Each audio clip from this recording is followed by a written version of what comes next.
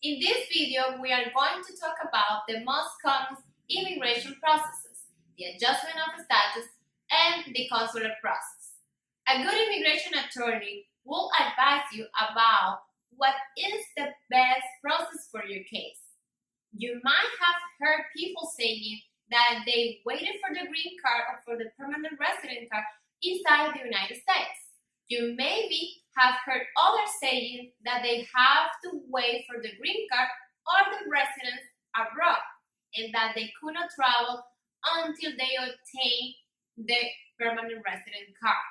Well, the thing is that they are talking about two different processes, the adjustment of the status and the consular process. What is the difference between these two processes? The first difference is that not everybody is eligible to adjust the status inside of the United States. In order to be eligible to adjust the status, the person must first have an immigrant visa immediately available and have been admitted or paroled into the United States. Therefore, not everybody who enters to the United States is considered to be admitted.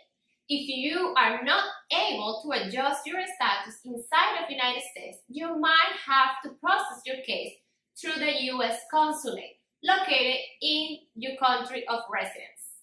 Now, let's suppose that you qualify for these two processes. What are the pros and cons? Let's talk about the advantages of the adjustment of status. The first one is that the attorney can provide more accurate estimates of the duration of the case.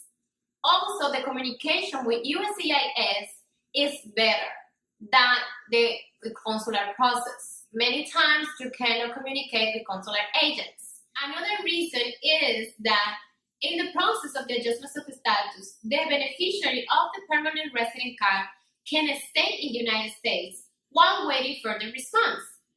Also, the person, while waiting for the response, can apply for the work permit.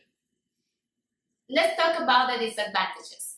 An adjustment of status is a discretionary benefit, which means that even if you are statutorily eligible, the immigration officer has the discretion to approve or deny your case. Also, the filing fees are more expensive. Now we will discuss the advantages of the consular process. The first one is that filing fees are less expensive. The second reason is that the insurances of immigrant visas are not discretionary. Thus, the consular offices have no discretionary authority. The disadvantages for the consular process. The first one is that you might not be able to apply for some waivers of inadmissibility if you become removable after being admitted as a permanent resident into the United States. The second reason is that attorneys have less access and less communication with the consular agents.